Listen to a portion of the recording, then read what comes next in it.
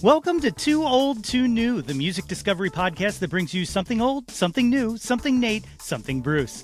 I'm Nate Runkle of the Yo That's My Jawn podcast, and with me, as always, is my good friend Bruce Warren of WXPN. The premise of this show is simple. Each week, we bring you two songs apiece. One new song that has been metaphorically spinning our turntable platters, and one old song that we believe still absolutely matters. Hey, what's going on, my friend? All right, my friend, you are what's going on. What can I tell you? Hey, guess what? I'm going to see the Stones tonight. Oh, hell yes. I thought about going because I've never seen the Stones and I know this is it, but I just couldn't pull the trigger. Yeah, well, look, dude, as one of, to borrow a line from one of their songs, this may be the last time. That's true. I've been waiting to use that all week. What can I tell you? Well done. I like So it. we'll see what happens. I'm going in with, even expectations. You know what I mean? And Yeah. we'll see what happens. So, big crowd. I'm going with my oldest son. He's never seen the Stones, so it'll be cool. I'm psyched. Well, I think we discussed Very it psyched. before, but I was pleasantly surprised by Hackney Diamonds.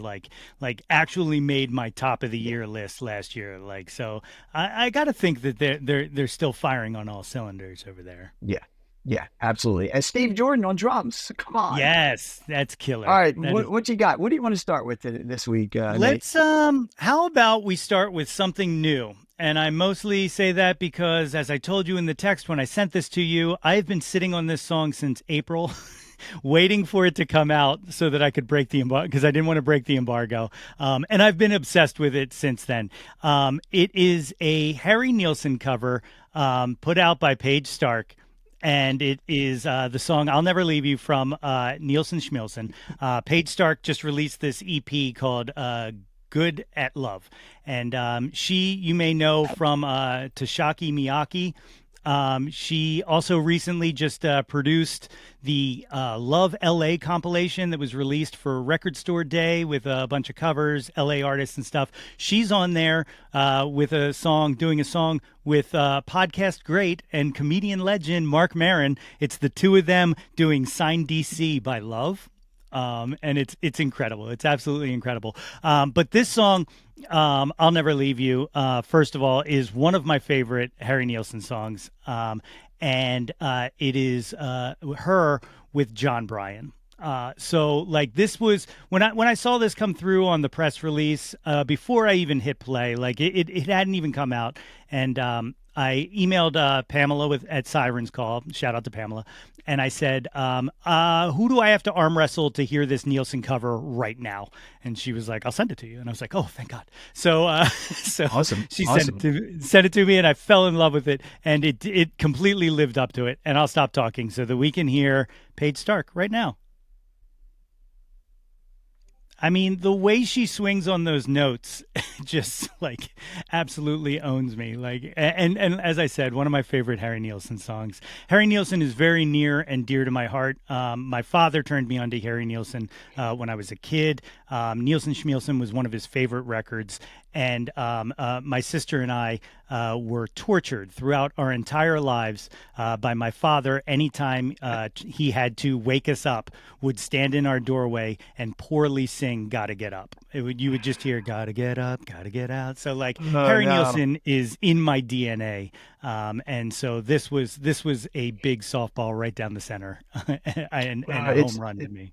It's beautiful. It's beautiful. But I'm still stuck on the Paige Stark Mark Maron collaboration. I know. I thought about how does that happen? Is she connected? Nobody. Right? I know. Paul McCartney might be able to do a Mark Maron collaboration, but not to dismiss whoever Paige Stark is, but who is Paige Stark that she can get a collaboration with Mark Maron? She's got that connection. She was actually on an episode of WTF, and spoiler alert, might be coming on Yo That's My Jawn, knock on wood. Okay. So listen, I didn't know who they were before you played her for me. And I listened, that song, I wanted to go for a long ride with that song over and over and over. It's just gorgeous. And the rest of the EP that it's on is absolutely fantastic. So good pull, because I learned something new from it. Yeah, So there and you go. you threw something completely on my radar that I knew nothing about. Tell them your new pick. All right. So every once in a while, the Americans got to go to the UK to sort of have a career. And this is the case with a woman named Marley Monroe, who performs under the name of Lady Blackbird. And like I said, American born jazz and soul singer. And she can completely belt it out and move mountains. One album under her belt already. She's got a new record coming out in September called Slang Spirituals. And this song, if you're dead, you're going to be reborn, because the name of this song is called Reborn, and you gotta just check this out. So there you go. There's a bit of a disco vibe to this song also, that it's very driving and it's got a disco vibe, but man, I'm telling you, Lady Blackbird can sing her ass off. And I'm looking forward to hearing a couple more things from it when the record comes out. Very soulful, very spiritual, and just Yeah, like all in, all in. I was blown away because it's got that feel of a sound that you don't hear too much anymore. You know, you mentioned disco. It's got that kind of disco slash like mid 90s kind of like just a Mhm. powerhouse vocalist over just a driving dancing beat. And this like I thought again, this happens a lot that I'll hear something and I'm like, oh wait, is this your old pick or your new pick? Because it kind of had that kind of retro feel to it. And man, did I Yeah. love it. And I definitely 100% have to track down everything that Lady Blackbird has touched, including, as I just found out, she used to like pal around with like DC Talk, which Yeah. blew my mind Yeah.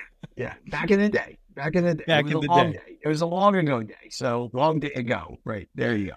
Well, I'm glad you dig it. Glad you dig it. Yeah, it's awesome. You know, one of the things, we were talking about the Stones and kind of the price there and stuff like that. I just read that Stereo Gum article that you shared Ooh. about arena shows and how Yeah. they're all kind of underperforming and stuff like that.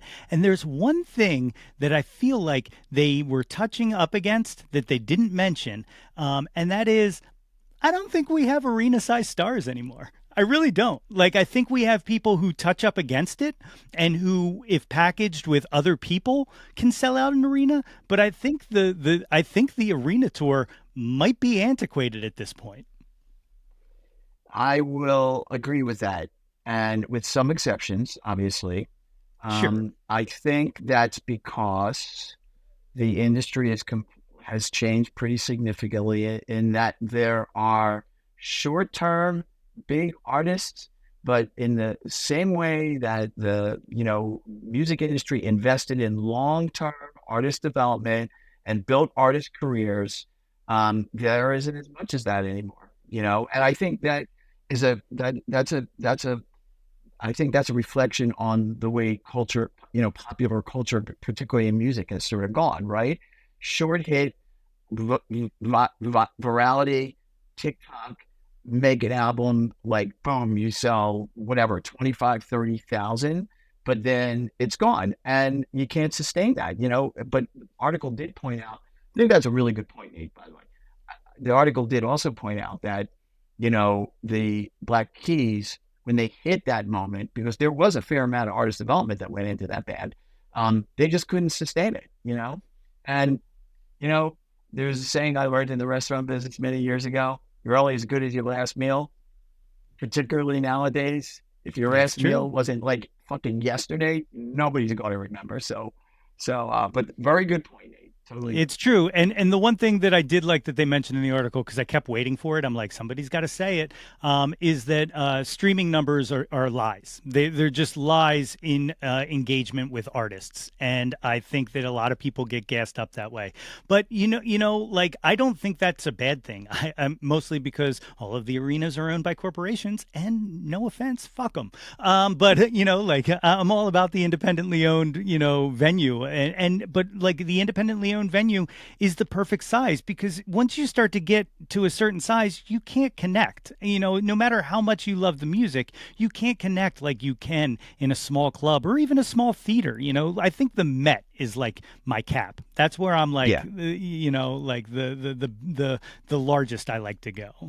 Yeah. So let me just say one more thing about that article. As I was reading it, and I would encourage everybody to read that article, whether you're in the music industry or you're a music fan or whatever, The thing that I kept thinking about was, wouldn't it be amazing if Irving Azoff and the Black Keys like actually talked about what the hell happened? It will never happen. It will never happen because it can be super instructive. You know, it's almost like I want an HBR case study. Like I want a Harvard Business Review case study of this thing. Like where people just lay it out on the line and be honest, but that's not the way it goes. So, you know, we'll see what happens. The 98%. conjecture and assumptions will continue. So what the fuck, which That's right. sucks.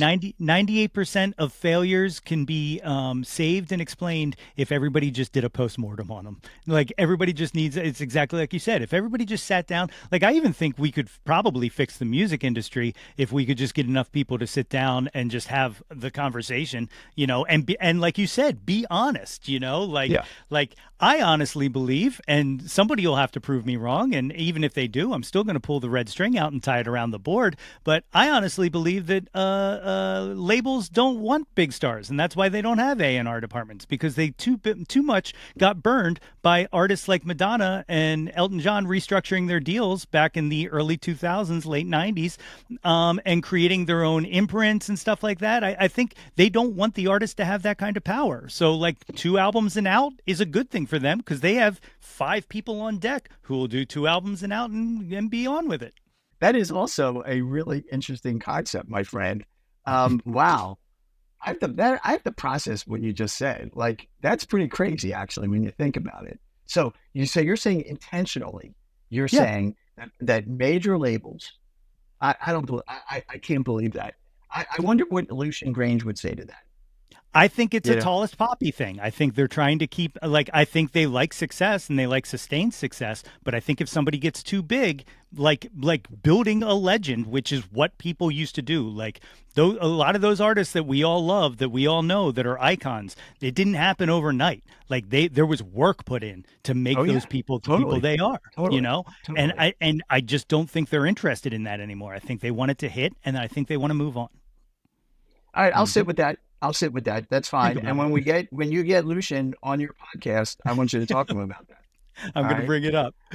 Well, What speaking do of you? old What do you? artists that kick ass, why don't you give your old?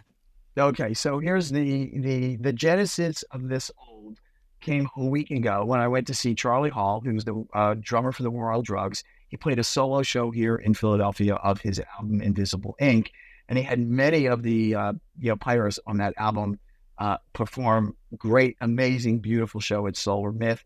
He had 3 of his War on Drugs pals with him.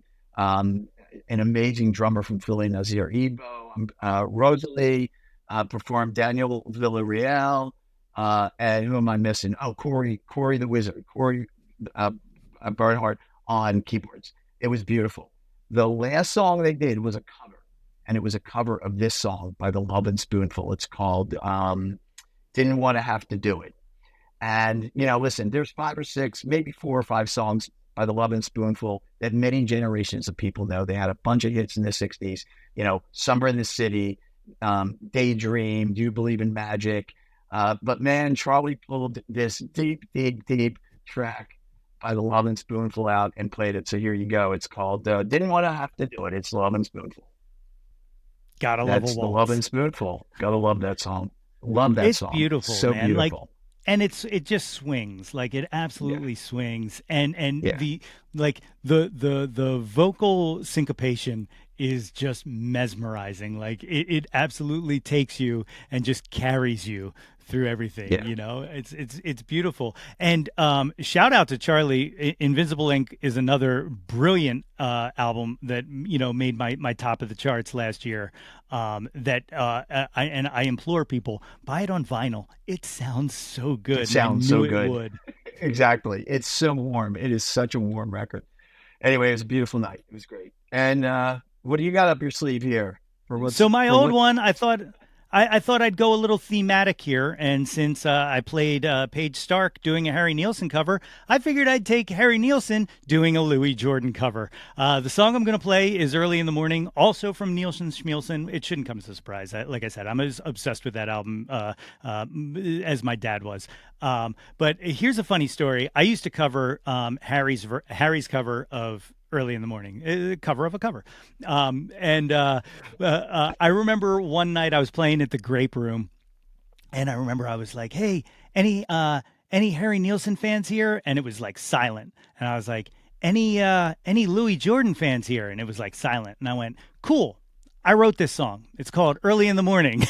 And I just played it, and everyone was like, "Oh, that song's really good." It's funny.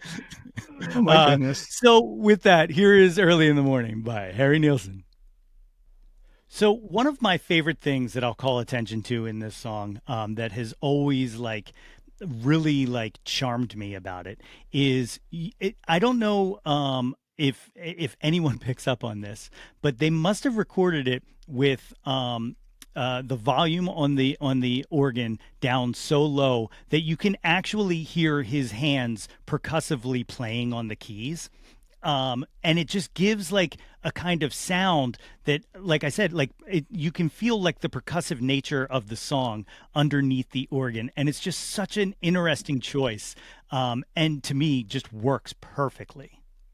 You know, Nilsson Schmilsson from start to finish is one of the greatest rock albums ever made, hands down. I mean, you think about it, right? It opens up with Gotta Get Up, right? We got Without You on it. We got Coconut on it. And we got probably one of the greatest songs ever used in a movie. I'm talking about Goodfellas, and you just mentioned the song Jump Into the Fire. Like, come on, like unbelievably great, underappreciated. Look, Harry Nilsson has been greatly appreciated by a lot of musicians over the years, you know, since he started putting out records in the late 60s, early 70s. You know, you don't automatically hear people go like Harry Nilsson, right? Like when people talk about the great singers and songwriters. But Harry, particularly Nilsson Schmilsson, unbelievable album. There's so much to learn from that record as a fan, but also as a musician as well. And par for the course, I got to mention it. He wrote for the Monkees, so that's all that matters. That's right. So before we leave, I want to tell everybody there's a feature that you can see in the show notes where you can actually call in and leave a message for us with the podcast. Sadly, they're sunsetting this feature and it's going to be gone by July. But we got a message unprovoked, and I'm going to play it now. Bruce hasn't heard this yet. This is a message from a listener. His name is Ed. He's a magistrate judge in Lansdale. And he is actually the judge who married me and my wife. So here's Ed's message on the last episode we just did. Bruce and Nate, man, thank you for the info on the Pace Top 300. Right up my alley. I had no clue about it. But I'm mad at you because now I'm addicted to Fishman's. I've been listening to Long Season on repeat all weekend, among other things. And it's outstanding. Keep up the great work. Love the podcast. And there it is. See, we're bringing music to people. We're bringing information to people. We're doing the holy work. Dude, I was on a mission for like 3 days. I still am on a mission to promote this band Fishman's that I played last week. I think I sent that to like 40 people I know. And all of them had the same reaction that Ed had. I can't believe this. I've never heard of this thing before. And I've listened to this whole 33-minute song like about 8 times. So that's good. And you're right. We are doing good work. Thank you, Nate. That's right. And of course, you know, I forget to mention this every week, but there is a playlist where we update with every song that we mention on here. It is awesome. You just, you put it on, you hit shuffle, and you're just going to hear good music for hours at this point because we have brought you some good ass music. And good ass music. That's what I'm talking about. Well, that's going to bring us to the end here. You know, you can, of course, as I always say, follow us on the socials. I'm at Yo, That's My Jawn. You can find Bruce at Some Velvet Blog on all of them. You can also find Bruce on WXPN every Saturday from 10 a.m. to 2 p.m. And you can find me on Why Not Radio from 5 p.m. to 8 p.m. every Monday night. Plus, the Yo, That's My Jawn podcast is released every other Monday. This Monday, I have this incredible conversation with the band Athensville, and we talk about their music, and we talk about Tyree Wallace, who was wrongfully imprisoned 26 years ago. And spoiler alert for the episode, in the middle of it, randomly, unannounced, Tyree calls in collect from prison, and we have a Wow. 15-minute conversation, and it literally gave me chills. So check that out. That'll be out on Monday. Bruce, thank you so much for doing this. As always, this is number 10, right? This is 10, this is right? our 10th. That's right. All We made a right. decade. All right, ding, ding, ding. There you go. All right, Nate. Peace out. All right, till next week, y'all.